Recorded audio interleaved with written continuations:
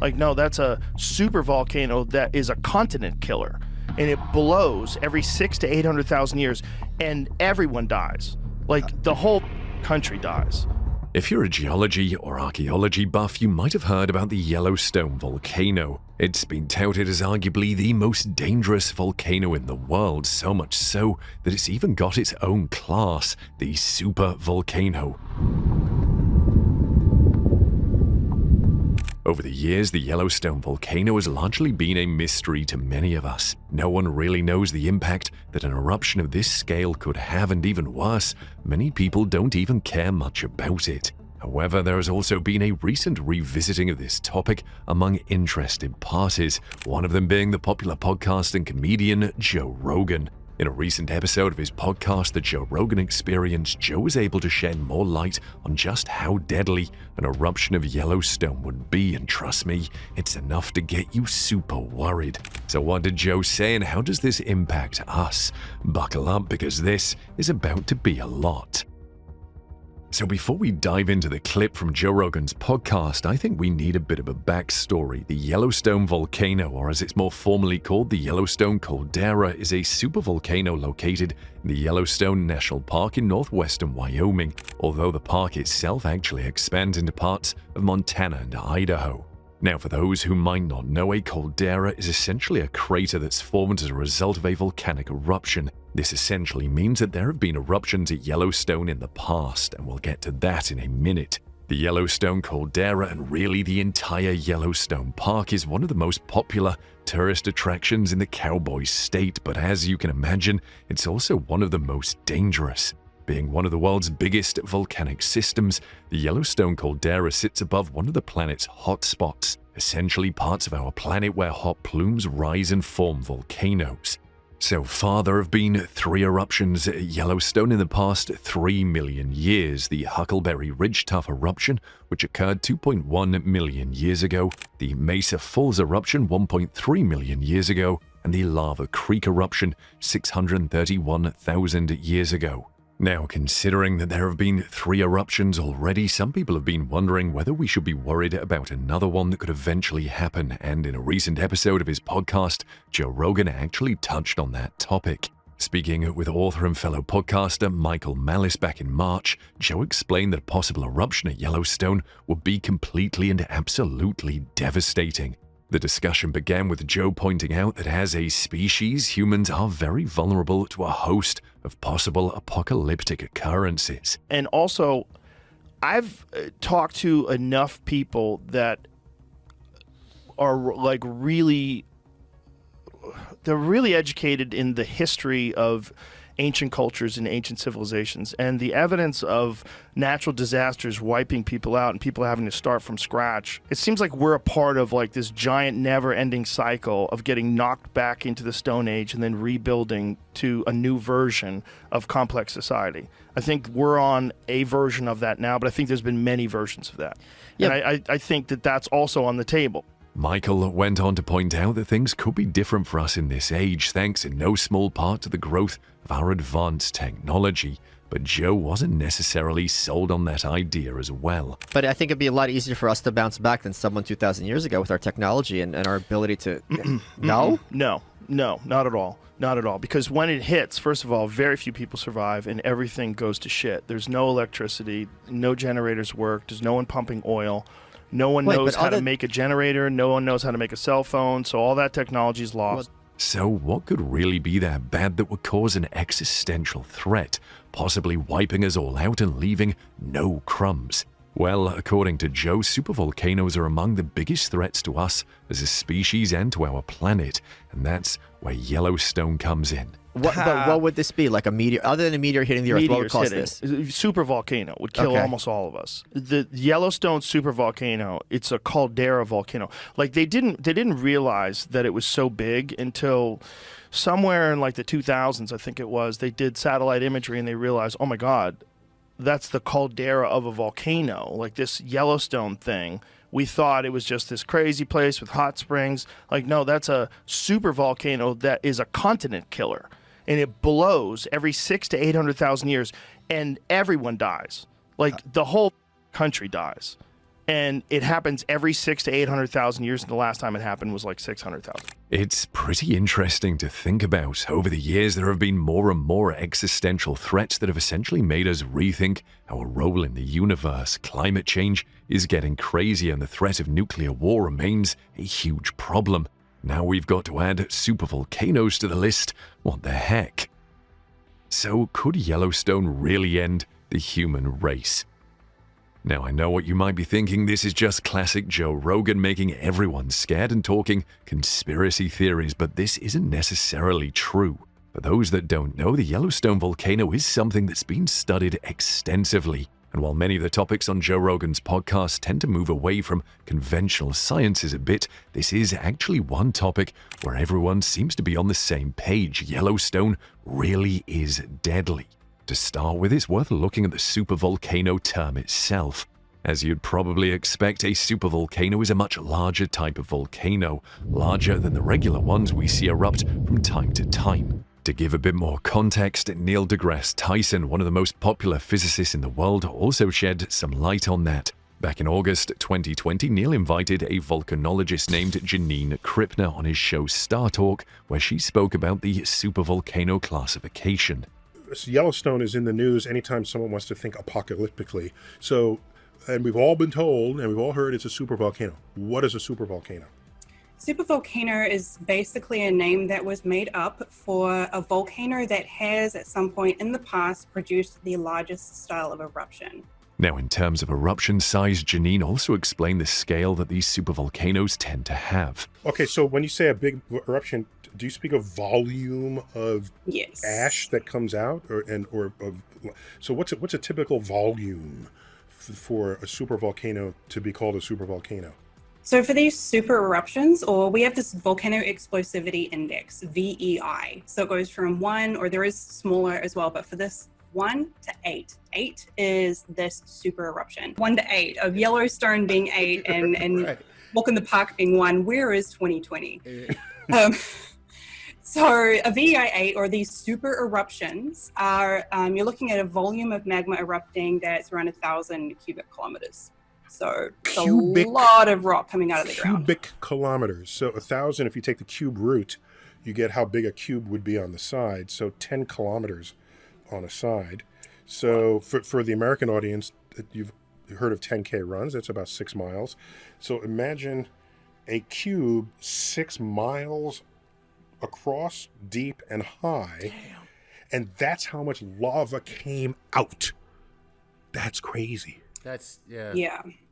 The Yellowstone volcano measures a distance of about 45 miles in diameter alone, so I think we kind of get the scale of such a volcano. Now, besides the fact that they are bigger than regular volcanoes, supervolcanoes also spew much more dangerous materials when they erupt. Most of the time when you consider a volcanic eruption, you think about the molten lava covering the entire landmass and engulfing the whole surrounding area. Now, while this would happen in the case of a hypothetical eruption at Yellowstone, it would be far from the only effect that this event could cause. In fact, the lava coming out of the volcano isn't even the biggest thing to worry about. Why? Well, according to scientists, there most likely isn't even much lava at Yellowstone. You see, before lava is spewed out of a volcano, it is first created as magma. Think of it as how caterpillars become butterflies and then come out of their shell. Magma is created, it grows, and then becomes the lava that shot out of the volcano. For Yellowstone, however, much of the magma won't even get the chance to become lava. This is because instead of developing, an eruption would basically shoot the magma into the sky, turning it into airborne particles of ash, and besides the ash, much of the magma will shoot out as rock particles. And with the wind carrying it all, there's no telling how far it will be able to travel or even how quickly it will be able to move. The effects of such an occurrence would be so crazy that scientists say it could lead to the death of everyone in the United States and Canada as well, for good measure.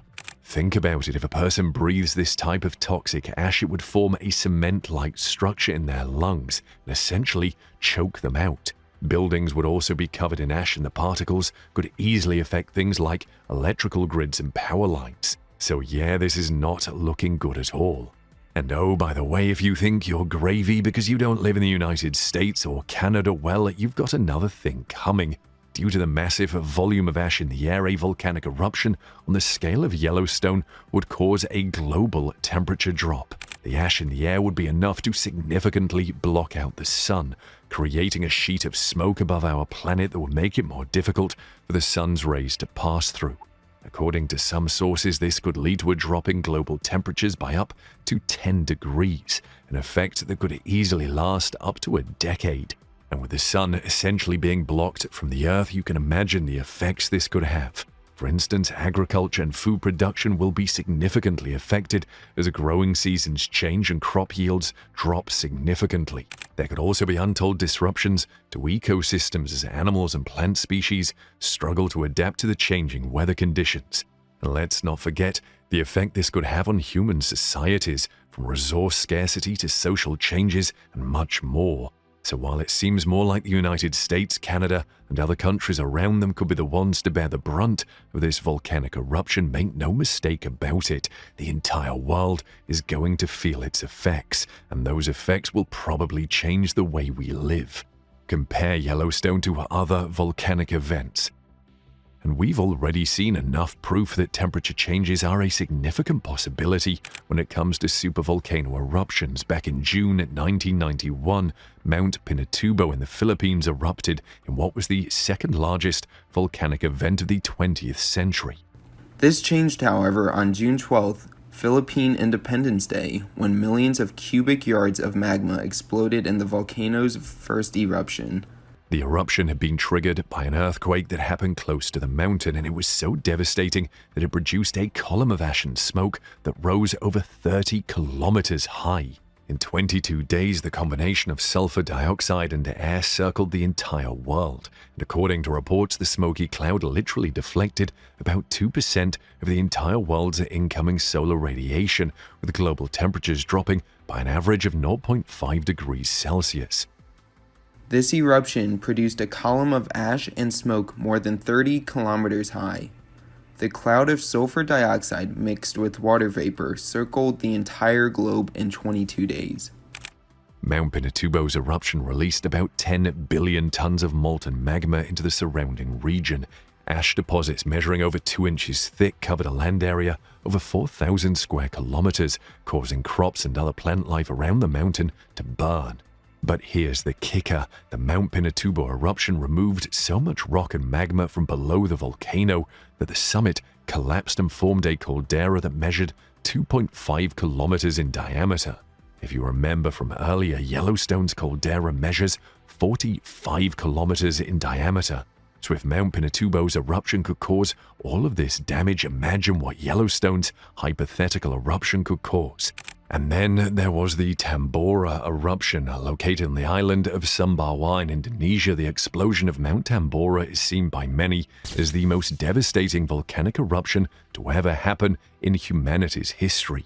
The event happened in April of 1815, with loud explosions being heard from distances as far as 1,200 miles away, even before the eruption itself happened. The sounds were so intense that locals reportedly thought an invasion was imminent, and they sent out troops to protect the land in the surrounding areas.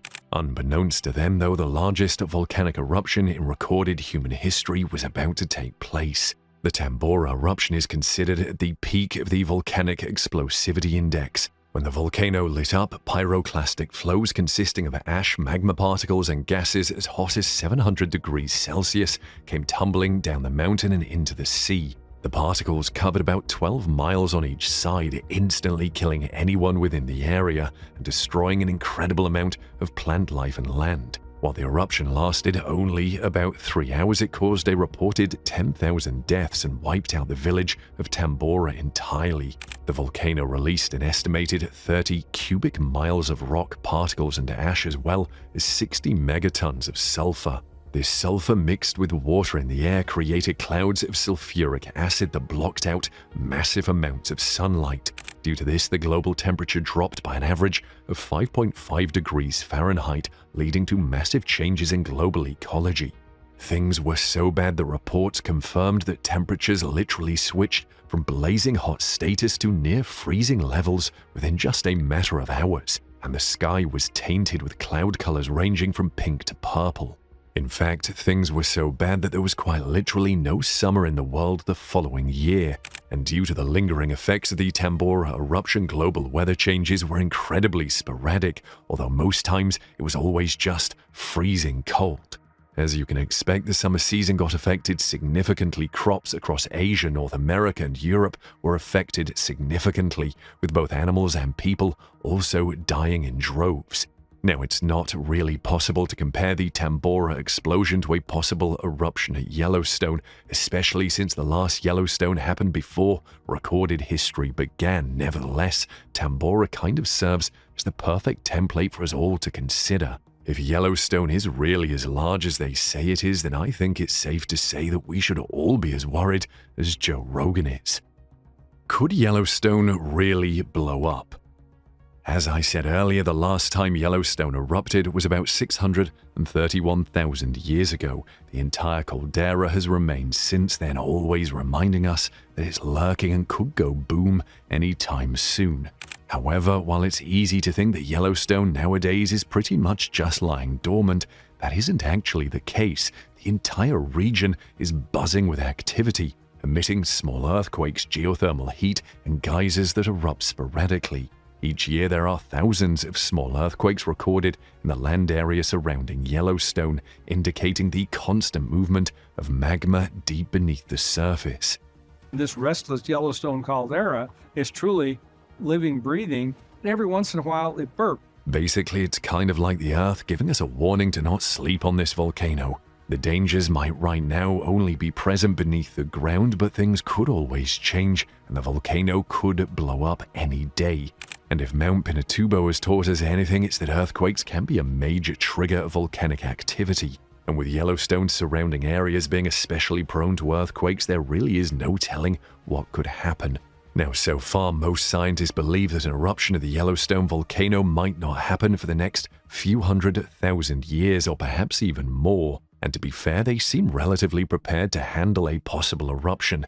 Today, the US government has agencies that monitor activities around Yellowstone, both above and below the ground, all with the aim of checking out whether or not we are safe from a possible imminent explosion. Everything from tectonic shifts under the ground to the movement of gases and even geyser eruptions is being constantly monitored around Yellowstone Park. So there is a general sense that if something was to go awry, the government as well as experts could be prepared. Now, speaking of events that could lead to the complete wipeout of humanity, another example that seems to have a lot of people, including and especially Joe Rogan, worried is a potential asteroid strike. Back in 2019, Joe had solo comedian Brian Callen on his podcast where he spoke about the potentially devastating effects of a possible asteroid hitting the planet. It might be. The problem is that there are just too many things to worry about. I also have to worry about ticks and things that I can't see, like flesh-eating bacteria and MRSA. You know what MRSA. I worry about more than anything, What? honestly? Asteroidal impacts. You do? Yep. Really? Yeah, because they can come and then wipe out civilization almost instantaneously. There was something I just... Joe went on to show Brian what appeared to have been a report about an asteroid that came close to the Earth and which was wielding some really insane levels of force. December? Yes. That's what you're going to bring December, up. yeah. This meteor that exploded in December had something like 50 times the Was that on amount Earth, of though? power in the atmosphere. Oh, okay. Oh, 10. 10 times. atomic bombs. Jeez. 10 times the power of the atomic bomb that exploded in Hiroshima. Wow. Yeah. And it exploded in our atmosphere. Asteroid hits aren't new, of course. The Earth has seen its fair share of asteroid strikes happening time and again, from the one that reportedly killed the dinosaurs to the frequent ones that hit different parts of the planet every once in a while. But for Joe, the major fear is that an asteroid could hit one day that would lead to so much devastation that we would literally not be able to handle it. In another episode of his podcast, Joe spoke to Graham Hancock, a British investigative journalist and author, and raised specific concerns over the possibility of an asteroid hitting the world and destroying much of the tools that we need to survive today. And our fears that you were just discussing earlier about how soft we are in comparison to past civilizations in terms of like our ability to live off the land, That's one aspect that bothers me, but one of the big ones that bothers me is the fact that everything is digital. All of our information is stored on hard drives. You bet. And if that goes down, there's not much left. You have paper books and a few thousands of years. Imagine what would be left. Yeah. We would lose all of our advancement. Graham agreed with Joe, pointing out that a lot of things in today's world would be affected if something like a massive asteroid was to strike the planet today. Days. And the same group of scientists who are looking at the evidence for the impacts 12,800 years ago are deeply concerned that we may face future impacts from the Taurid meteor stream, that there are still large objects up there. This is not theory, this is a fact. There's a comet up there called Comet Encke, which is part of the Taurid meteor stream. It's a large fragment of the original giant comet. Comet Encke has a diameter of, 5 or 6 kilometers. There's 19 recognized huge objects within the Taurid meteor stream. Calculations indicate that there may be as much as 200 asteroids within the Taurid meteor stream of a diameter of 1 kilometer or more, which would have catastrophic effect if they hit the Earth. Despite the imminent danger, Graham also pointed out that there are possible ways to mitigate the threat of these asteroids, and as it appears the technology of today might just be what saves us from a possible strike. And it's not something that we need to fall into despair about, because it's perfectly within the level of our technology to do something about it. What could they do? Well, to give you an example, commercial interests are looking right now, and the technology is there, to mine asteroids. We can go to asteroids if the commercial interest is high enough. We can go to them, we can mine them, we can extract minerals, we can bring them back to the Earth. The same technology would allow you to move asteroids or comet fragments. You don't want to blow them up with a nuke. That would be a really bad idea. That would turn one large object into multiple smaller objects, which could cause equally massive devastation and would be very difficult to predict where that devastation was going to fall. What you want to do is to nudge them and move them out of a dangerous orbit into a less dangerous orbit. So as Graham explained, it's really not a question of whether we can do something about it, it's more of a question of whether we will do something about it. Governments and companies have the chance to go into space and mine these asteroids, as well as nudge them away from a potential collision with the Earth. If they can just get their act together, we could be fine. Now, it might seem like asteroids won't pose much danger to the Earth, especially since our planet has survived several asteroid hits already. But as Joe pointed out earlier, it appears that we've all just been lucky not to really get hit by an asteroid that could really do some serious damage. For a perfect example of this, Joe and Neil deGrasse Tyson both explained in another episode of the Joe Rogan Experience that even asteroids that don't make contact with the Earth can have some pretty devastating effects. What's crazy is the ones that don't even make impact and still do devastating damage, Yes. like Tunguska. Yes. That one didn't even touch Earth. Yeah. Right. It incinerated 10,000 square kilometers of forest. Look at that Right. honk. Holy shit. Yeah, so February 15th, 2013. And there was a... Weighs over half a ton. That little rock weighs 1,000 pounds? Oh, yeah. Holy That's just the shit. piece that made it through. Is it iron? Oh, the actual piece would have been about the size of this room, so a small home. Wow. But Yeah. that's amazing that small rock. Go back up to that again, please. Look at the size of that. That's not that big. No, that's what's left over. Right. Most of it vaporized on the explosion as it came through the atmosphere. Right, but they're saying that piece of it weighs 1,000 pounds. Did they give the weight of it? Yeah, it says it okay. weighs over a half ton. Yeah. Oh, half ton, 1,000 pounds. There you go. That's crazy. And like Graham Hancock, Neil deGrasse Tyson was also quick to point out that a defense plan to protect us from asteroids will be very important if we hope to survive long-term as a species. Because while humanity has so far been relatively lucky with these things, the very worst thing for us would be for our luck to run out. So, it's a part of history, and it's a reminder that if you want to think about the future of civilization, you have to include a defense plan against asteroids. Yeah. The dinosaurs, I bet if they could, they would have had a space program. So far, Neil doesn't see much being done in this regard. As he explained to Joe, experts are mindful of the threat of a potential asteroid strike, but there isn't much in terms of a possible solution or defense mechanism just yet. Is there anything that we're doing now, other than we're occasionally looking up? Yeah, we're monitoring and cataloging them. Yeah, but we don't really know what to do if something happens. The day would come. Well, we know what to do. There's nothing funded. There are engineering conferences. How would you deflect an asteroid? Okay. How would you destroy an asteroid? If we see one and it's if we see year one away, and it's coming 100%, it's gonna just hit. Kiss your goodbye. Basically, Neil explained that if a massive asteroid or a comet were to be heading for the Earth with a 100% certainty, the best thing that the experts would be able to do at this moment would be able to tell everyone when it would hit and the parts of the world that would be affected. Besides that, we're all pretty much on our own.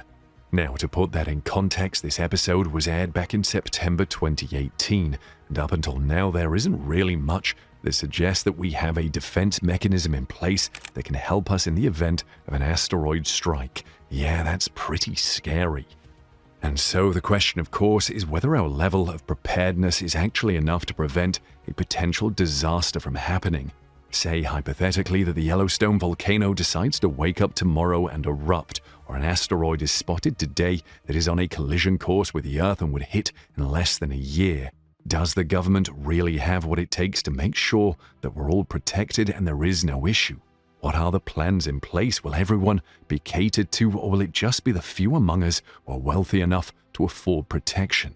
Remember the movie 2012? It gave a pretty harrowing picture of what could happen if a cataclysmic event happens and everyone is pretty much doomed. At the end of the day, it was only those who were well connected and who had the means to afford protection that survived the entire ordeal. So if Yellowstone were to erupt tomorrow, what really happens to the rest of us? These are definitely the types of questions that keep me up at night. How about you? There's a lot to unpack when it comes to existential threats to us as a species, whether it's the fact that Yellowstone could erupt one day in what could easily be the largest volcanic event in recorded history, or the possibility of an asteroid hitting the planet and wiping us all out. But the fact that we're all still here should at least count for something. What do you think, though? Are we really safe on this planet? Share your thoughts in the comments section below.